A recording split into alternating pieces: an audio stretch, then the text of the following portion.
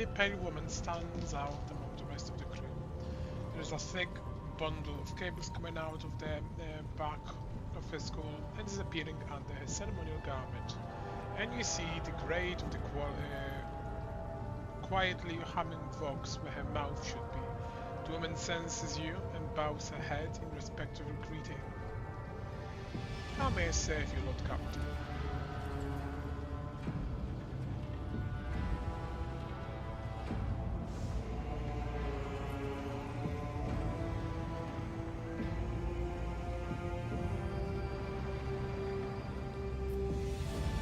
Remind me who you are. Vox Master Octavus Victus Suriota of the Toliman dynasty, the current Vox Master serving aboard your vessel. In accordance with the seneschal orders, I issue this duty immediately upon the demise of the esteemed Vox Master Septimus, who was my grandfather. Why your duties?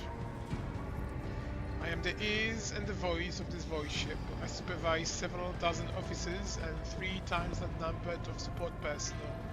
We receive, send, encrypt, and decode all incoming and outgoing messages through the ship internal and external channels, and we also ensure clean communication and the optimal efficiency of the crews of Voxcasters.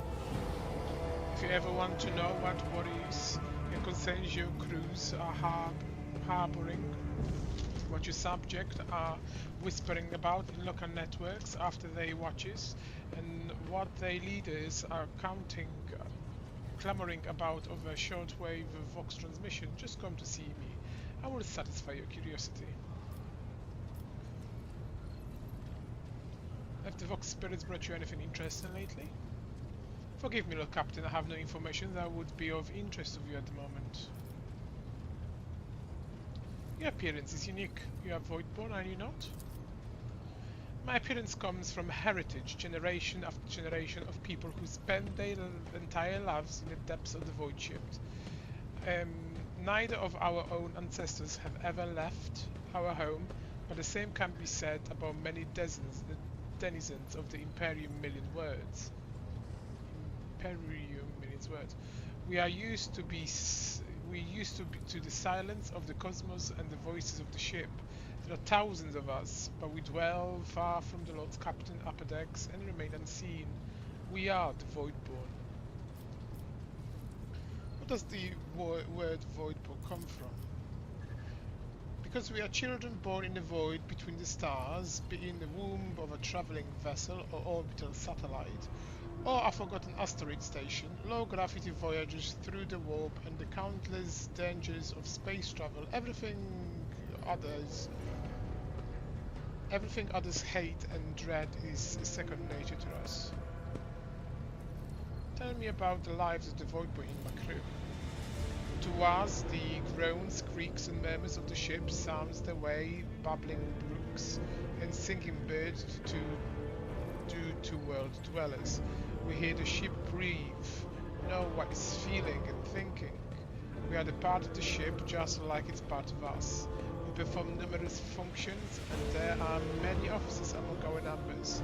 Some maintain order and prevent mutiny, others serve as shepherds and support the crew, and some devote themselves to meaning the body and spirits of the vessel.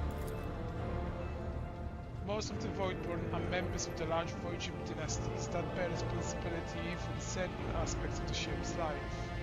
For the 300 years, the main branch of the Toliman dynasty has produced the ship's Vox Masters, and most of our subordinates come from the cadet house of the dynasty.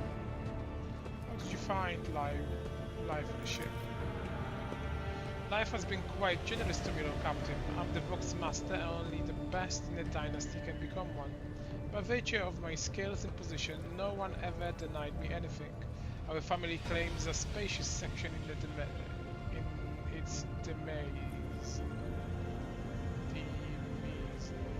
I also enjoy long walks through the narrow and dimly lit corridors of the ship, listening to the sounds of the activity, falling asleep and waking after the chanting and of hymns, and admiring the stars beyond, of course. How do others on the ship treat you?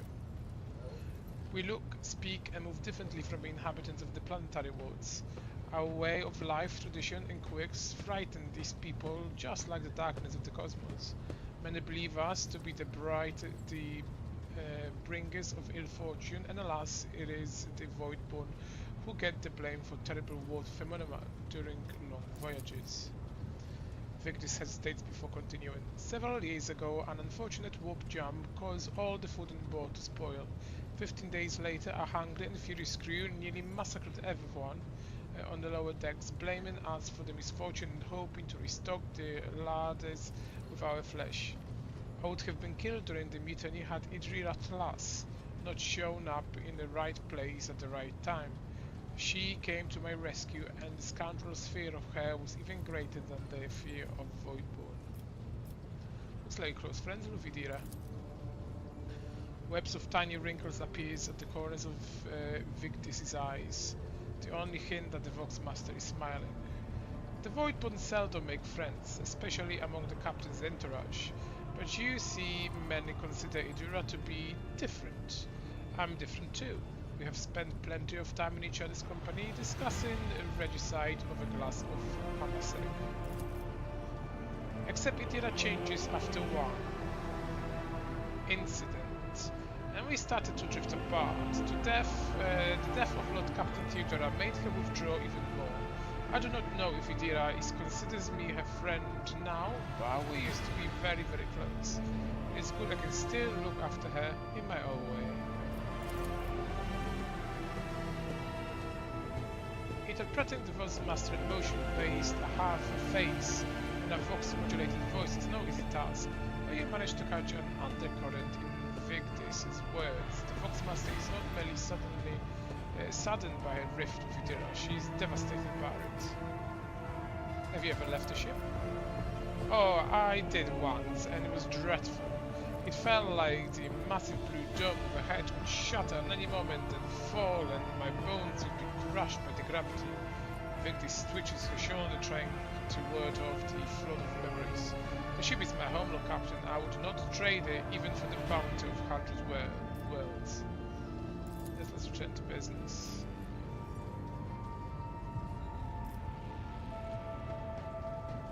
According to the vessel's main channel, I wish to bluster the morale of the crew. The Voxmaster nods obediently and presses several switches to the device of holding. It's done, Lord Captain. You address the crew with a rousing speech and hear your voice through the ship, reaching even the normally quiet corners of the vessel. When the broadcast ends, you hear distant shouting of approval. That will be it for now. I live to serve, Captain.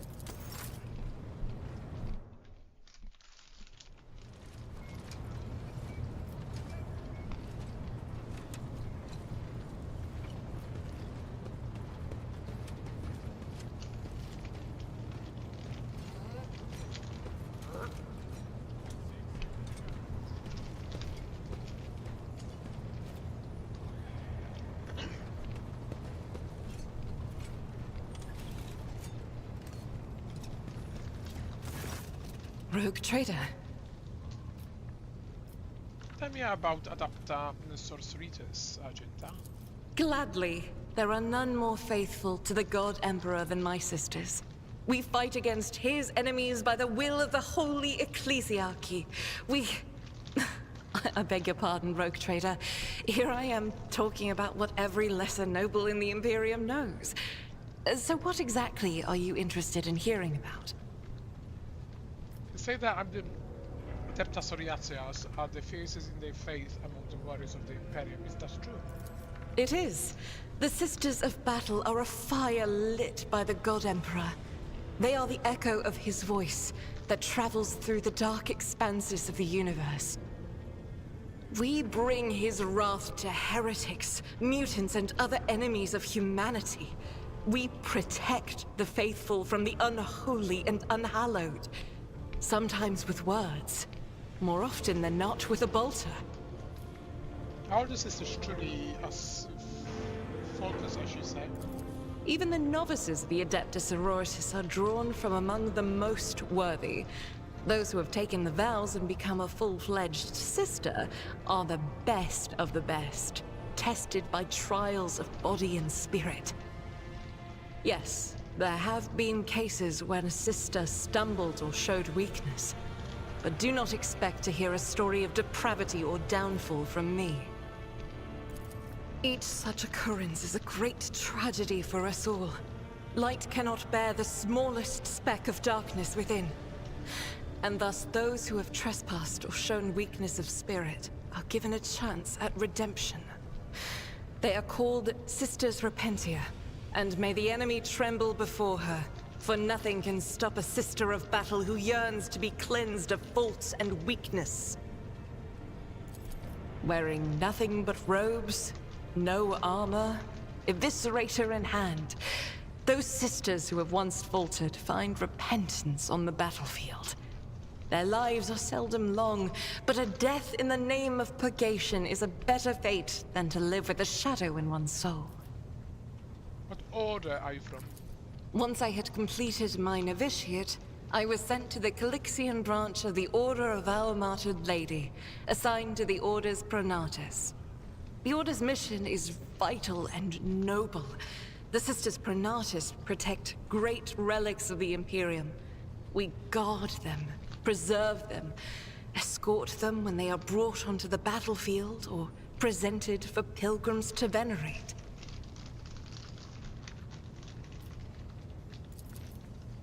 And we seek out the relics that have been lost. Neither a coven of heretics nor the most wicked death world can deter Sisters Pronatus when their goal is to return a piece of the great legacy of the Imperium into the hands of the faithful. The Order Pronatus is not one of the Order's militant. Are you... And yet you are a trained fighter.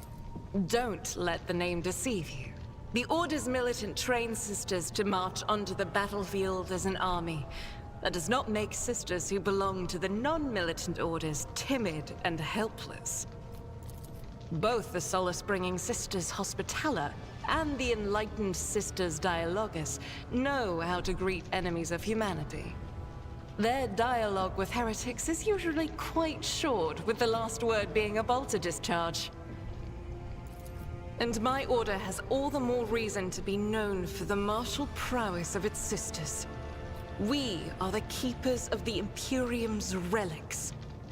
What would become of our blessed hero's legacy if the Sisters Pronatus could not protect it?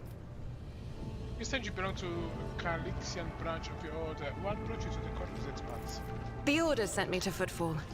My undertaking was to assist the local priesthood of Drusians in caring for a sacred reliquary that had been there since the time of Parson Mr. Wayne, the station's founder. Are there any other members of the Adapter Society in the Corpus Expanse? None that I'm aware of, but the Sisterhood's orders are many, and can operate independently of one another, sending their sisters wherever their presence is needed as deemed by the Ecclesiarchy. Perhaps somewhere in the Lord Inquisitor's retinue, may his path be blessed, my sisters perform their duty as we speak. I wish it were so. Even a single evening spent in joint prayer and training would bring me joy. Should any more arise, keeping them to yourself would be imprudent. It is a virtue to take an interest in holiness. Tell me about yourself. About me? I am the Emperor's daughter and his servant. What else is there to tell about me? How did you end up on Theodora's ship? I first came here when I found myself in need of passage from Footfall to a remote planet. But I imagine what interests you is not that first journey, but rather what brought me aboard prior to the cultist attack. That story is complicated. It just so happened that I made a mistake. In a moment of laxity, I was ambushed by the accursed followers of the archenemy. I was badly wounded. Lady Theodora came to my aid and brought me aboard her ship, where crew attended to me in my weakened state. It all happened not too long ago. I had barely recovered from my wounds when the cultists struck. Truly, the servants of evil know no rest. There is no place where we can be safe from their machinations. What happened on the people who wounded you? Did Theodora men eliminate them? Sadly, they did not. Lady Theodora was in a hurry and chose not to stay on the planet. Her people took me to a ship while I was unconscious, and when I came to my senses, we were already flying away. How I pray to come face to face with those heretics once more, and it's bound to happen someday. It's difficult to accept that you've made a mistake. It happens even to the best of us. My mistakes are my burden to bear. I'll find a way to atone for them. What has happened? On one of the recently discovered planets in the Expanse. No one suspected that it had already been tainted by the filth of heresy. Had I known it beforehand, of course I would have been on my guard. You could go to the planet and deal with the Chaos Watchman. The path to that planet was lost. All the knowledge is gone, along with the previous navigator. It would take immense effort and resources to rediscover the route. The heir to the von Valanci's protectorate must have plenty of other issues to deal with right now. Perhaps later, when the skies above our heads have cleared. What was it like traveling on Theodora's ship? I hadn't been here that long. Just one journey from Footfall, and the other journey, the majority of which I spent in the confines of the medbay. I can't tell you much about the first voyage. I was more focused on prayers and ruminations than on the people around me, or the journey itself.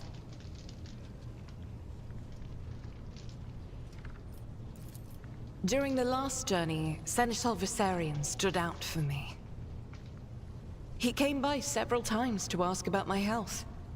He's an honorable man and a loyal servant of the Imperium. I think he is as meticulous in his inspections of the logistics systems as he is in his inquiries about the health of the occasional sister of battle aboard the ship.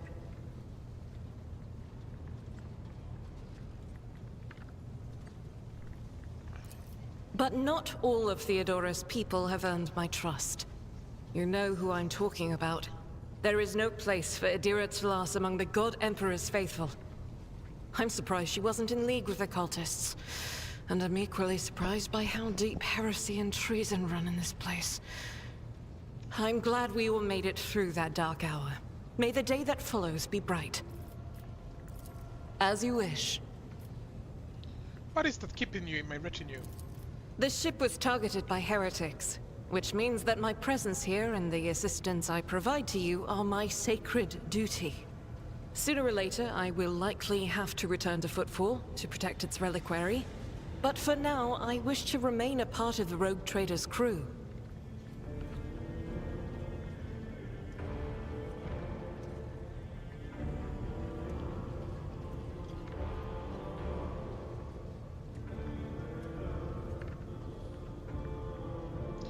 You may be of use to me, and so I have no problem with you with my presence.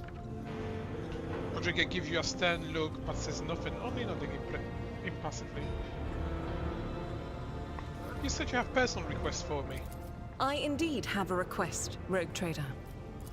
The accursed servants of Chaos who assaulted this ship took the lives of your loyal crew members, and they orphaned many children, including the progeny of the brave officers who defended their posts until the bitter end. I don't know what customary practices there are for cases like this in von Valanci's territory, but in the world I'm familiar with, the children of such brave souls could expect to receive some special consideration. Perhaps the Rogue Trader could meet with the orphans?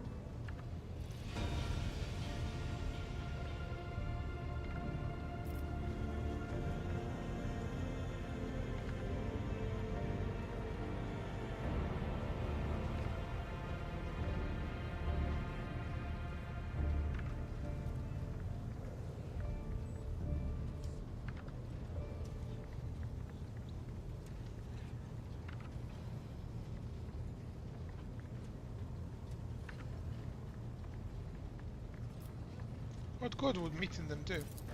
These children are the future of your crew, and one day, they too will have to stand against evil and heresy as their parents did. by meeting them, by speaking the right words to them, you will honor the memory of the fallen heroes and light the way to heroes in the making. They will always remember the day they met the rogue trader. Besides, it will bolster the orphan's spirits, help them recover from their loss, which can be hard for someone so young. Make arrangement for a meeting with your rogue trader. I will address the orphanage with speech. As you wish, rogue trader. Thank you for granting my request.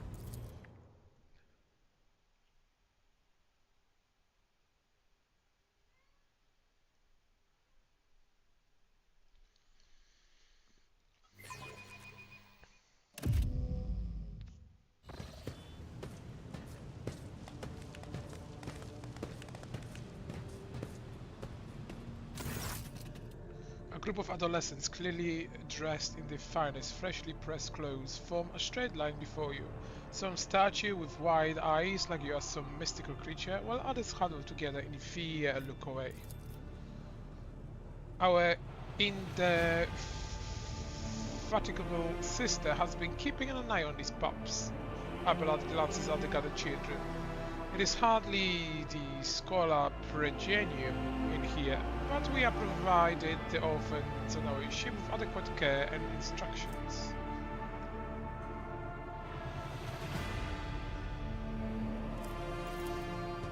Argenta is standing to sides of the group. As you approach, she perks up and announces, her voice ringing. Brave ones, the master of the ship has appeared before you, the one who guides it through the darkness of the universe by the Emperor's will. Greet your Lord Captain, the rogue trader of Host von Valentius. You notice Infernus Master Edrich Montag standing a few paces away from the orphans. He watches you with approval and bows respectfully when you meet his gaze.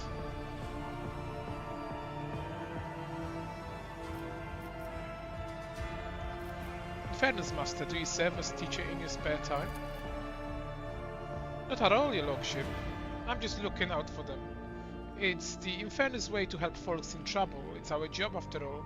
So we chip in ration here and there and to make sure nobody gives them a hard time. We take the older ones into the clan's care if they want. Many in the guild are not our own family by blood, but by circumstance.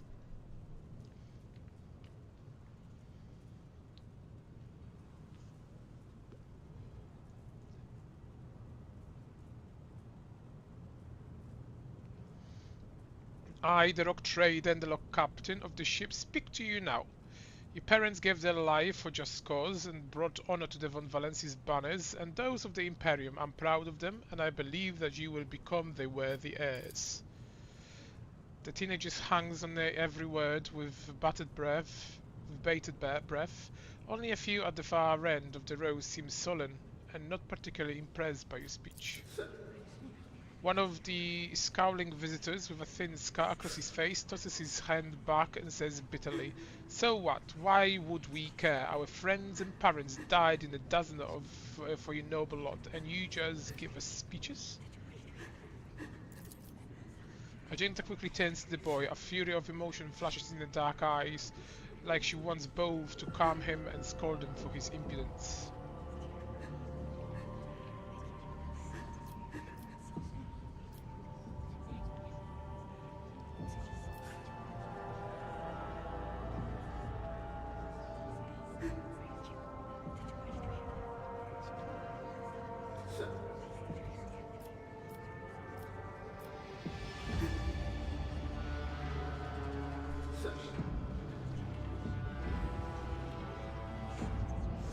If you have things to say them without fear. I will listen. The boy smiles grimly. It doesn't matter what we say. It won't bring our parents back, and it won't change our fates either. We keep slaving away on the ship until we drop and die like our folks, or worse.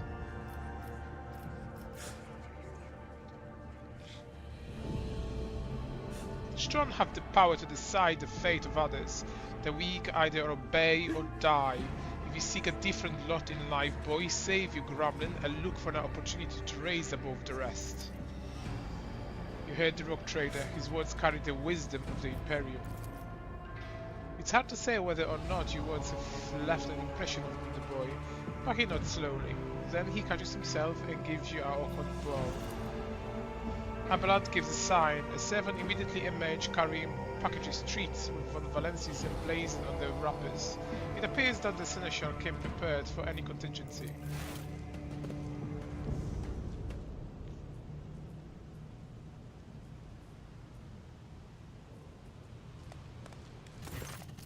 Argenta rubs her temple pensively. She smiles and offers a few more words of encouragement, then leaves the bay.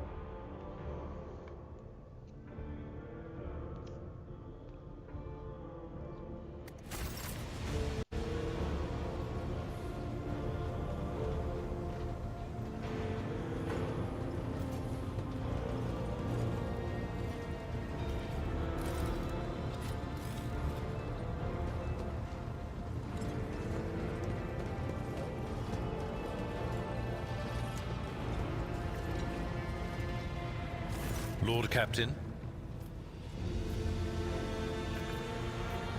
Tell me more about yourself. As you wish, Lord Captain. What would you like to know? Tell me about yourself. What were you before you became Theodora Seneschal?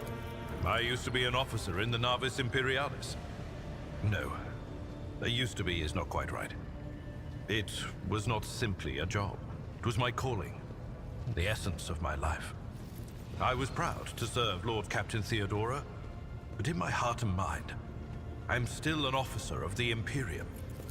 I met Lord Captain Theodora on a mission where the Imperial Navy was providing reinforcement to the rogue traders' army on one of the frontier worlds. Our acquaintance was not easy. Working with people outside the Navy hierarchy has never been my strong suit. It was to my great surprise then, that after the mission's completion, I received a referral to leave my service in the Navy and join the rogue trader's personal council. It was a difficult choice for me. But I saw in the offer a chance to serve the interests of humanity even more effectively than in the Navis Imperialis. You do not need me to tell you just how remarkable a person Lord Captain Theodora was. I recognized her at once as a true leader and formidable creative force. One who had built a protectorate amidst the dangers and wildness of the Expanse. Even the Imperial Navy is far from easy. Were you permitted to quit your post? You could say there was no one among the naval command who was willing to impede the wishes of the rogue trader. To do so would be to risk their own position and their relationship with Theodora. The Lord Captain possessed certain contacts in the Imperial Navy. Contacts which she used to request help during the conflict on the border world.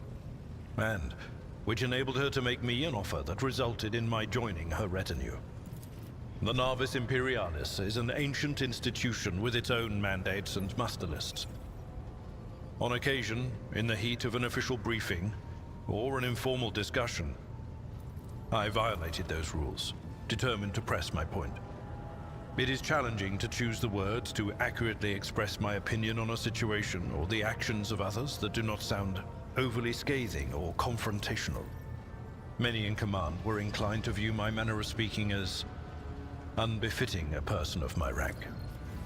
The way you talk about Theodora, I'm beginning to think you were in love with her. What?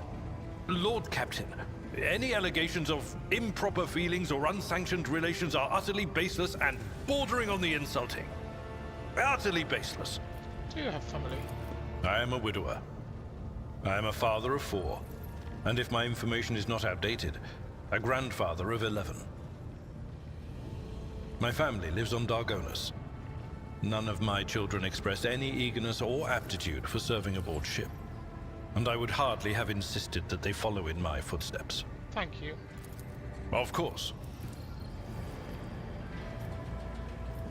Let's talk about things that may be useful to me as a rogue trader. A noble aspiration, Lord Captain. I am ready to acquaint you with all the particulars that interest you. Out of the situation in Coronus Expanse for me, what do I need to know about, know and keep in mind? This is a topic for an official briefing, not a casual conversation. But I will try to answer succinctly. And if you permit, in my own words. The Coronus Expanse is considerably removed from the heart of the Imperium. This means that local warp routes become useless within months. Established pathways are regularly subject to attacks from all kinds of rabble. And in the only major port, the Imperium's frigates find themselves moored alongside pirate vessels. Until recently, the Coronus Expanse could hardly have been called a region of the Imperium.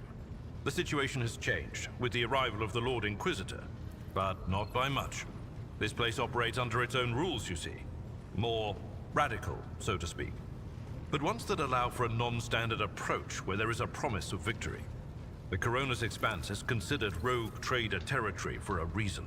Only rogue traders have sufficient military might, audacity, and the rights granted them by the warrant to survive the leap into the unexplored part of the Expanse, and in the event of a successful outcome, to hold on to whatever they manage to capture on the frontier. Who are the main players I need to be aware of Coronus Expanse? In the first instance, you should treat official representatives of the Imperium with respect. The Expanse may be on the fringes, but it still numbers among the territories of the Golden Throne. The arrival of the Lord Inquisitor has turned the Coronis Expanse into a less wild and uncontrolled region, to the regret of some individuals who had grown inured to the local lawlessness. Rogue traders such as yourself are also servants of the Imperium. They have been accorded special rights and powers. They wield immense authority within their territory, and they enjoy absolute respect in other parts of the Expanse. The most powerful of them are Kalagos Winterscale and Incendia Bastal Chorda. Tread carefully when dealing with either of them. If we are to speak of unclaimed territory, which is what Footfall is, among the scum that dwells on that handful of asteroids, there are 3 factions that wield considerable influence in the sector. The first is the Kazbala Commission, organized crime in its most primitive form. It holds sway over the Liege of Footfall and has links to rogue trader Winterscale. The second faction is an offshoot of our shining ecclesiarchy, followers of St. Drusus. They are actively building their forces and hold influence over rogue trader Chorda. And finally, the third faction, the Explorators, a wing of the Adeptus Mechanicus. They are willing to die and kill for the secrets of the ancient technological heresies that are hidden among the stars of the Coronis Expanse. Kunrad, our previous Master of Whispers, what can you tell me about his betrayal? What do you think he'll do next? You know, Lord Captain, I am no admirer of fine art. But when we next find ourselves in a civilized port, with time to spare, I will promptly find an artist and commission a portrait of the individual to whom you refer, with a hole between the eyes. Conrad Voigtveer.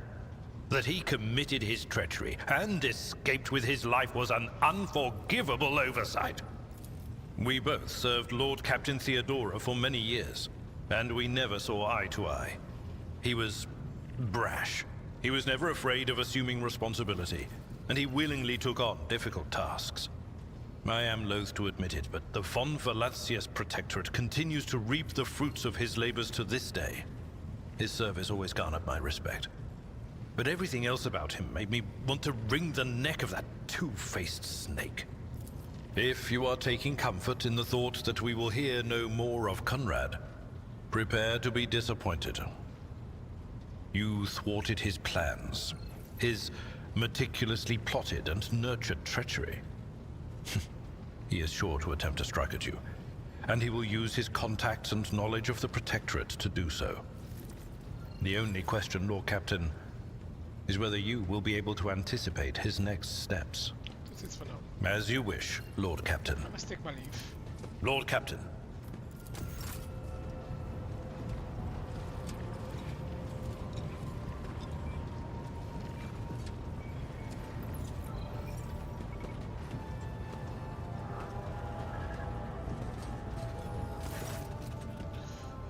Joska Sauerbach is very picture of discipline.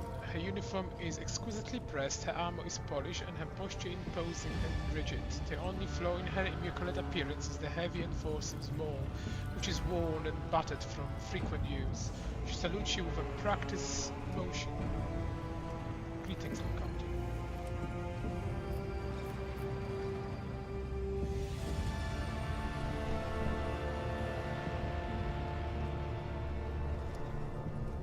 How did you come to serve in the flagship? I came from the noble Subrak family of the capital world of Dargonos. I dare say that our house is renowned for its loyalty and strict adherence to the law, and the members of my family have been your faithful enforcers for centuries. I'm honored to be the 6th Master-at-Arms, Nate Sauerbach, to serve on the ship. Justica speaks the words with unmistakable pride. Why are you here instead of basking in luxury on Dargonos? Because of my cousin, Macharius, a furious screeze appears between her brows. I cannot stand him, but the feeling is mutual. We can hardly be in the same room together, so I jumped at the opportunity to become your enforcer. I should thank my obnoxious cousin for nudging me towards the best decision of my life. I serve you with all my heart and wish for no other fate than this one. You are wearing Imperial Navy armor. How did you come by it? I inherited from previous Master-at-Arms. Like the esteemed Seneschal, he left the Navy to serve Lady Theodora. He brought quite a few officers with him and established a tradition. Upon the death or resignation of an enforcer, his or her armor would be passed on to the fellow officer who had distinguished himself in the course of the duties. I was awarded armor in this way in my time, and upon my death of my predecessor, I inherited his personal armor. What is your opinion of me as a Lord Captain? I do not share the disgraceful concern that certain crew members indulge in. Those who whisper about your so-called apostasy from the Emperor are all traitors.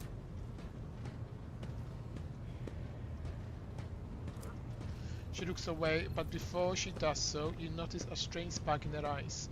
The courage with which you ignore the options of others deserves admiration. Opinions of others. There is fire in the black depths of her gaze. If she could, she would devour you whole with her sidelong glances. It seems to be detecting something more than mere admiration. Then what about awe? Her pupils dilate and she licks her lips involuntarily. Thinking about how superior you are to those around you, about all that you can't permit yourself, it leaves me trembling.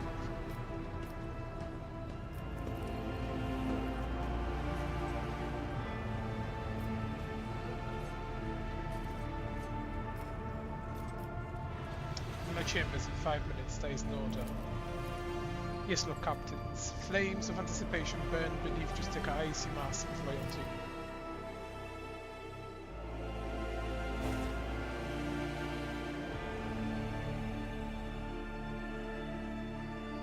Cyberblack loving strokes the stiff cords that is usually braided around the hilt of her weapon. Still retains the heart of a passion-charged flesh. She raised her eyes full of dark satisfaction to you. In an exceptionally rare sight, the master at arms utterly relaxed and content. Lord Captain, have I obeyed your orders well enough?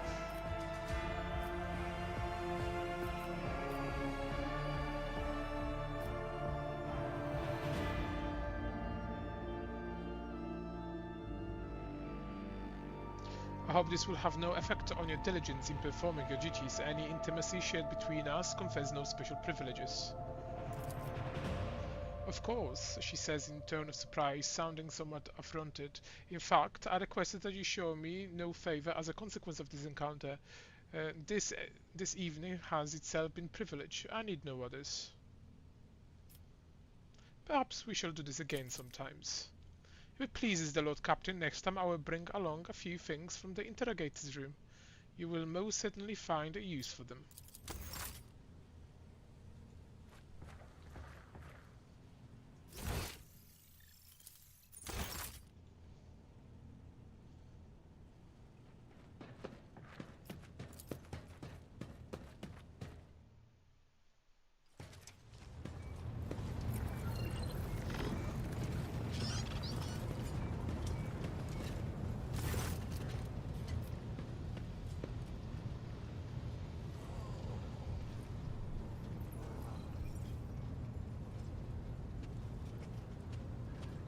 What do you think about the other officers? I do not trust them, but I do not trust anyone. Mistress Tolliman has too much power and will surely be tempted to start deciding for herself what information to share with the crew on your behalf and what to withhold.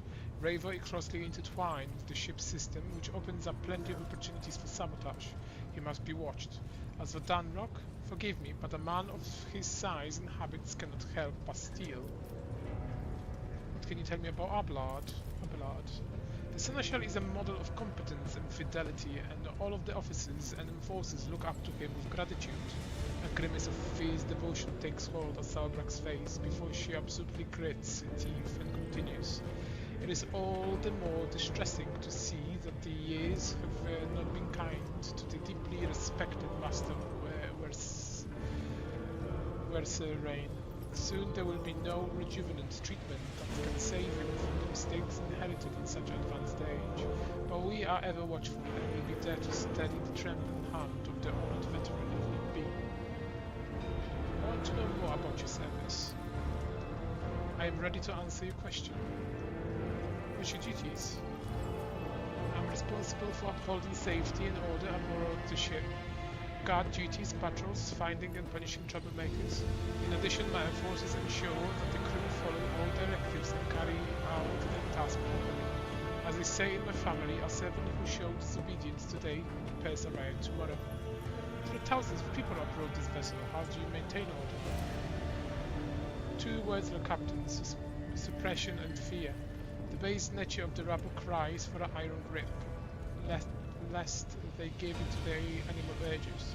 We have many well-tested measures to prevent it: random night searches, preventative interrogation, corporal punishment and executions. Of course, the laws of the ship equally apply to the officers. We eradicate the cankia of insubordination wherever we find it, without mercy. I hope you will not repeat the mistakes of the previous Master at Arms. You can be sure of that. He was a fine enforcer, but surrendered from the fatal flaw of trusting his associates. I myself lack that weakness and trust no one except you, Lord Captain. That is all for now.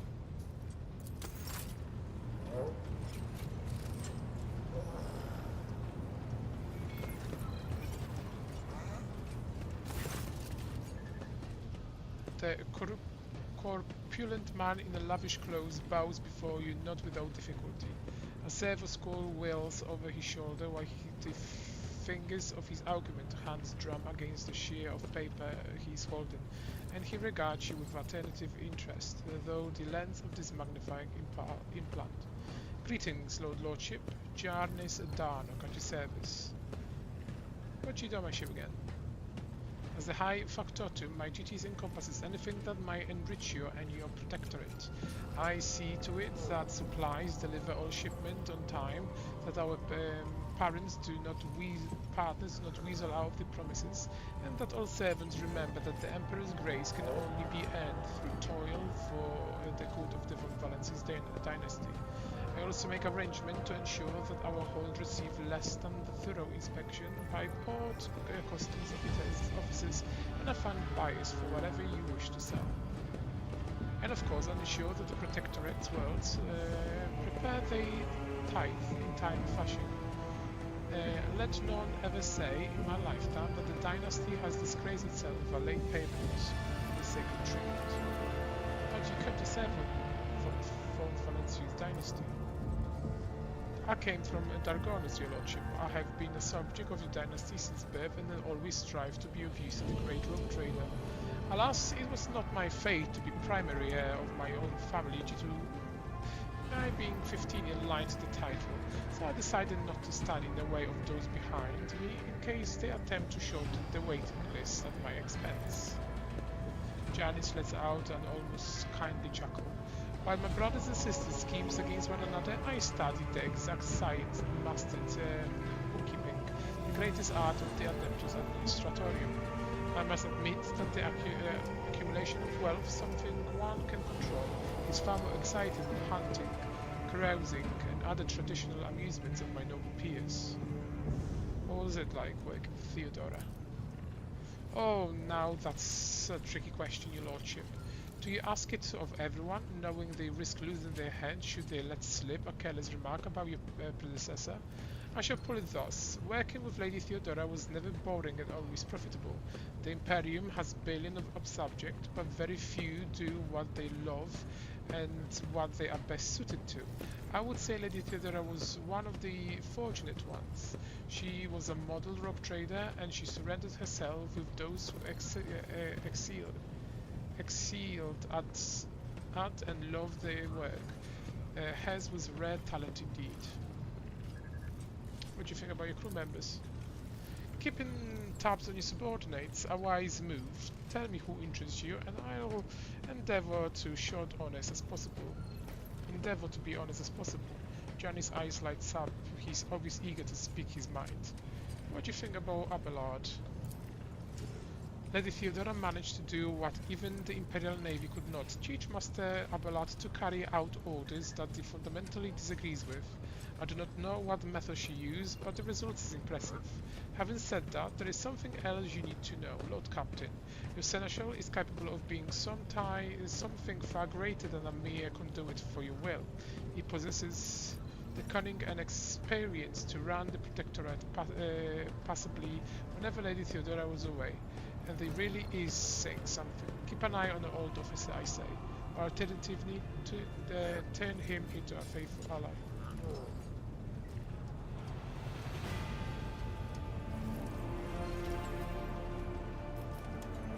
I'd like to hear your opinion from Woodland Voltvia, the former master of Whispers. I hope I never see him set foot aboard this vessel again, not even as a servitor. Although he would be able to do at least some good that way. Someone has to clean the latrines after all. The factotum's bloated face grown stern. He gave us all quite a fright on that ill-fated day, Lord Captain. And still, to speak candidly, I never enjoyed Master Volkvi's company, but I believe him to be a man who knew how to do his job. Regretfully, I was mistaken. It turns out Conrad lacked the most important quality of a master of Whispers, an unwavering loyalty to the rogue trader, and his failing came to light in the most deplorable manner. What do you have to say about Vox Master Victus Toliman? Ah yes, the Voidborn. You know, in my family we use such creatures as worry wherever we went hunting.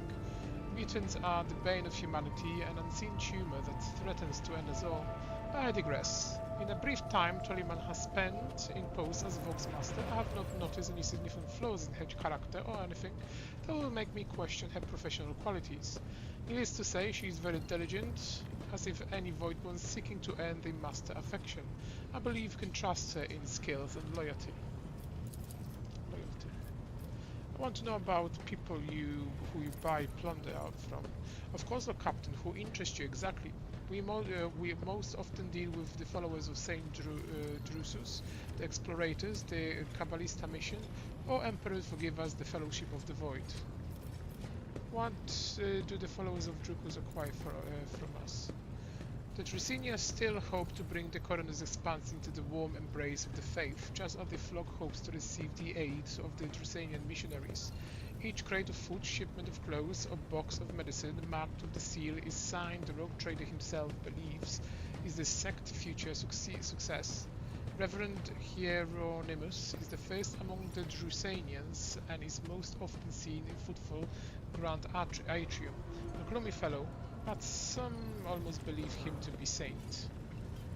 What about explorators? Members of the Explorators' Cognizance fleet, which has been roaming the Corridor's expanse for a good while now, Omnisha knows what they are hoping to find. But the acolytes regularly show up on inhabited worlds, seeking bits of sacred knowledge, tracking down mechanical relics, and sniffing out Xeno artifacts, in truth be told. Supposedly they want to save the ignorant rabble from corruption. The tech priest named Opticon 22 does business with us on the fleet behalf. He can be found on the doctrine of the Casabilica mission. Master of the cold trade, immortal criminals, and notorious crooks to the last man. The mission is but one branch of the mafia gang that has taken root in the Kalix sector. You can do business with them as long as you take necessary precautions. They are led by Vladimir Torka, who recently appointed herself Leisure Footfall. Of course, he is a trusted ally with rock trader Winterscale, but he will not refuse you, another of the Emperor's anointed. If you wish to talk to Vladimir, look for him at the Liege's Palace in Footfall. Where is the Fellowship of the Void? Janice emits a laugh right gradually. Trompus' name is not. It's truly they are a gang of pirates who are forever squabbling over loot and territory. However, some of their little flotillas need supplies, or can't take awkward cargo of our hands without questions. Of course, there is always a risk that the scoundrels will change their minds and attempt to board us instead, but so far macrocannons have managed to keep them in line. They say Riza Calvane speak on the Fellowship behalf. The Adaptus Amaseus on Footfall is rumored to be her favorite hunt. Why give them our poisonous people in the first place? To profit from them, of course. Most of the things she will find during expeditions are complete junk. one such as yourself, but the less fortunate and affluent serves on a pair of things than treasures, especially when they are bestowed by the great rogue trader himself. Dracenians, fanatics and pirates, cutthroats, Casabila dealers and exploiters, none will refuse our help in these dark and trying times. There may came a time when we shall be the one requiring aid, and it would be beneficial to have allies willing to provide it. I would like to replace the painting of the late Theodora in my chambers. Hang my portrait instead. Janice bowed obsequently. It will be done, your lordship. I wish to bolster my retinue with skilled fighters. No, my retinue, training, no.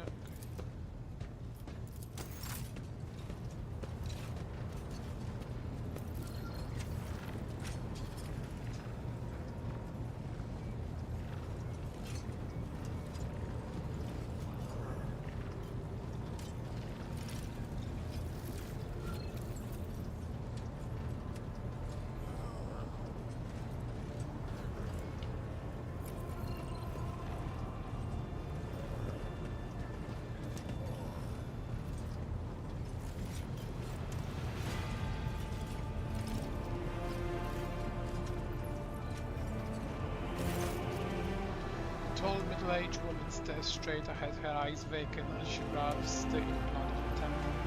The collar is undone, and one of the clasps is on the verge of falling off. Senses your presence, Adira turns her head towards you and offers a crude smile, even as her eyes look right through you. Adira, about your abilities? What are you talking about, Lord Captain? You are Psyker. Psykers are only granted the right to live with the Emperor's blessing. Have you ever been to Terra? Look, Lady Theodora couldn't care less if some eggheads measured my brains or not. It's not about the seal on your forehead, get it?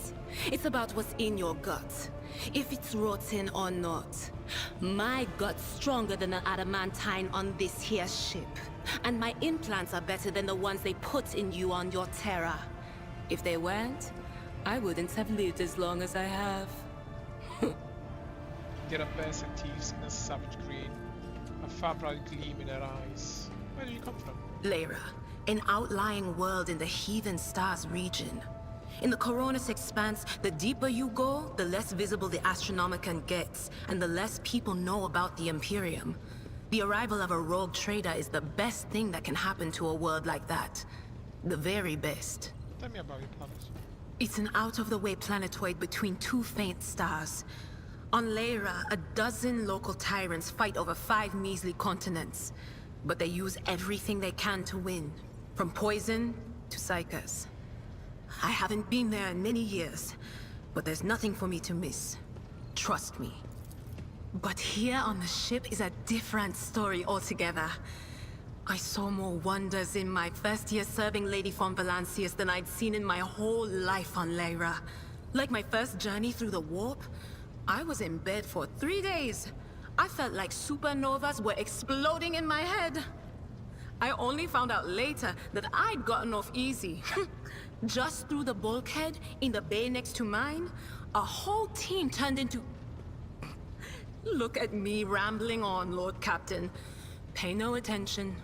Finish your story about first time crossing the warp. It wasn't like it was a very fun trip, Lord Captain. But look, if you want to be entertained, I'm the woman for the job. I'll entertain you with one of the stories from my collection, no problem. But if you want to hear about the time I melted everyone in the bay next door, well, I just don't really want to go into the details on that one, all right? But you to be fair, Captain. Oh, I embroidered wall hangings in honor of our national heroes. I did the same thing I do here, Lord Captain. Divining. Our rulers prized the ability to see into the future. Every psyker that could be found was worth a small fortune on Lyra. There's no such thing as a peaceful life on Lyra. People like me were especially sought after. They'd pick psychers up wherever they found them, buy kids off their parents, even just abduct them. Take me for instance. I got taken from my street gang. The older kids sold me when they noticed there was something off about me. The ruling dynasties had schools where they trained us and beat us black and blue. And then they packed us off to serve. Some of us held on for a long time, but others didn't last. Not everyone's as smart and talented as me, you know. Some people crossed the line and were out of commission before their time. Itra looks at you skeptically. Then, as though clarifying, she uses her hands to indicate her head exploding and laughs. How did you end up in the Rogue Trade service? Theodora von Valancius paid a visit to the ruler I was serving at the time. I don't know what the visit was for, and it's no business of mine anyway. I can still remember the way the voices in my head changed when I looked at her. They were practically screaming. She had so much behind her, and plenty ahead of her too. And as I gawped at her, all of a sudden I heard a whisper. A hint, a suggestion, nothing more. But I know the difference between idle chatter and a real threat. I seized my chance and approached Theodora. I managed to whisper a couple of words in her ear before the wardens dragged me away. They beat me and locked me up. No wonder. It wasn't my place to converse with outsiders. And then, Theodora's people came for me. They broke down the wall, butchered their guards. Also, I could tell them my warning in full.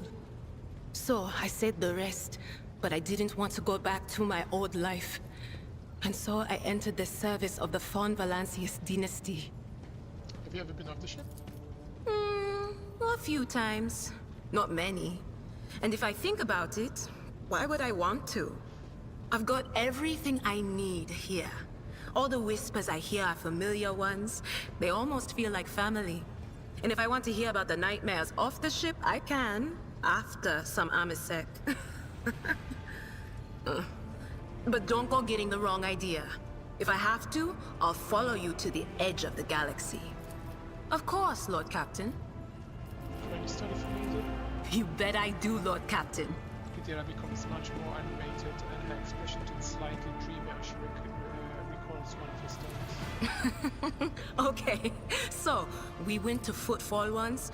Well, I mean, Lord Captain Theodora went to Footfall a lot. But on that occasion, she took me with her for some reason. My day had gotten off to a bad start. My head had been yammering since I woke up, but there was nothing else for it. I had to go. We arrive at the place, and what a place! All the gentlemen and ladies dressed to kill, showing off their encrusted implants, all clustered around little tables. Well, turned out it was a gaming den. And not just any gaming den, but one run by somebody with deep pockets for people with just as much cash to splash. You should have seen it. People gambling away planets in a game of regicide. Anyway, so the Lord Captain wanted me to help her beat some guy. So I tell her, the chips won't land in your favor. You'll get a bad hand. Don't sit down at that table, your ladyship. But did she listen? Of course she didn't. If there's one thing she never lacked, it's stubbornness. So they sat down and the cards were dealt. I'm hovering around like I'm not involved, but I'm keeping my eye on things. And everything in my head keeps getting louder and louder. Anyway, it's a good thing I realized in time that my mind wasn't going haywire over a losing hand, but something else. I made some excuse to drag the Lord Captain up from the table and took her away from that place. And a few minutes later, the room where we'd been... It turned out some wise guy had the same bright idea to bring a pet psyker along with him. One of those ones who just scuttle around in Footfall's underbelly. And the psyker just freaked out, I guess. After all the commotion, people went to see what happened in the room. And they'd all gone for each other's throats. Literally. With teeth. And I think they completely detached that asteroid from Footfall and pushed it off into open space so it would head off toward the local star. What is it like being a psyker for you? You could ask yourself that question, eh, Lord Captain? Every Psyker feels their connection with the warp in their own way. One person might see spots and shadows out of the corner of their eye. Another feels fingers running down their spine. As for me, I've got a door in my head. One that's open just a crack. There's no way to close it, no matter how hard I try. I've just had to get used to the whispers from the other side. When I need to use it for work, I listen in more closely. But I usually just try not to notice it. How do you live with this whispering in your head? Training, habit, and a little amasec and a couple other things you can get on the lower decks. If you put all those together, it makes things bearable. Sometimes I even wonder if I'm imagining half the voices I hear. You know, when life on board gets a little boring. Better than listening to the living, anyhow. What would happen if your door burst open? Well, if the door opens, that means somebody's planning to come in, right? But screw them. They're not coming through.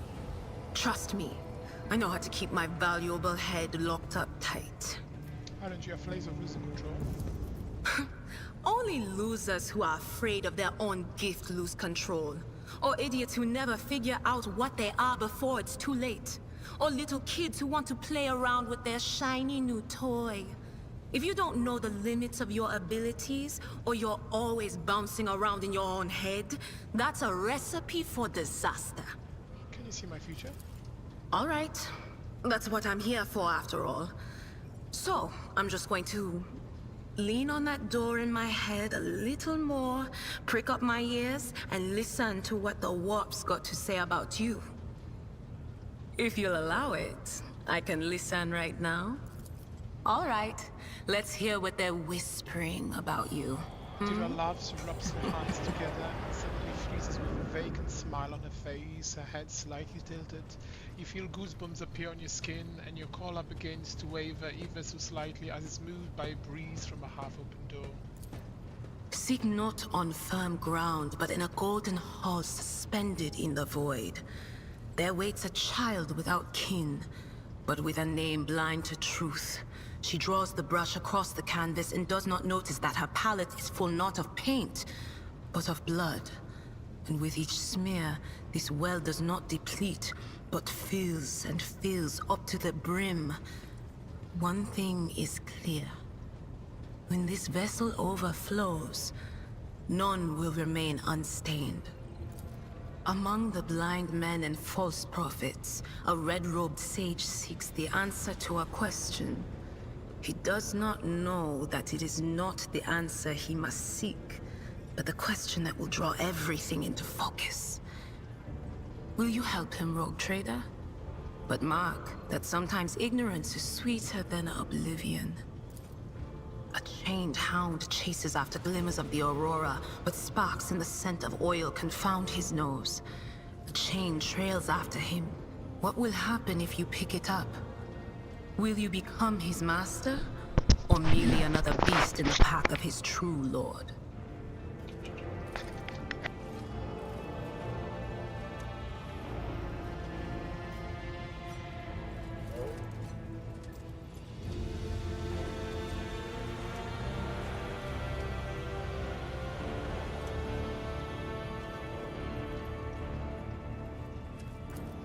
The glow of dawn bursts forth from its prison. Dungeon walls cannot contain the dark essence wallowing in the dust. A naive cub pushes his nose into a familiar hand, one that holds death in twisted glass. Cherish it or cast it off as a burden. The sword of change has already been raised. What is one more life to it? I'm sorry, Lord Captain. The voices are going wild. I can't make out a thing. I'll try to rein them in, somehow. But for now... All right. Let's hear what they're I'm sorry, Lord Captain. The voices are... None of the officers knew the Lord Captain well.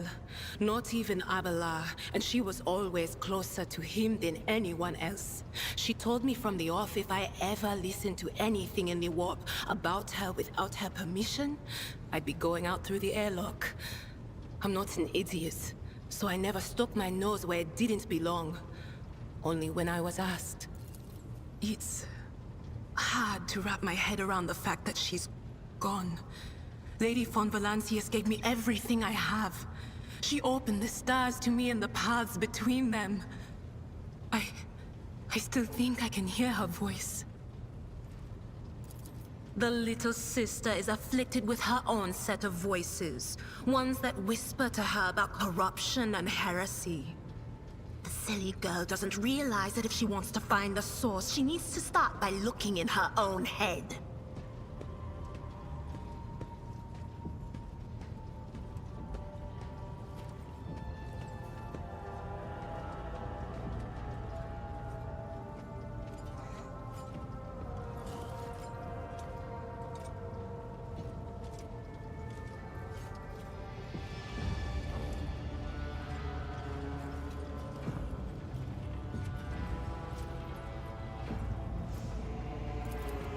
Of course. Always Of course.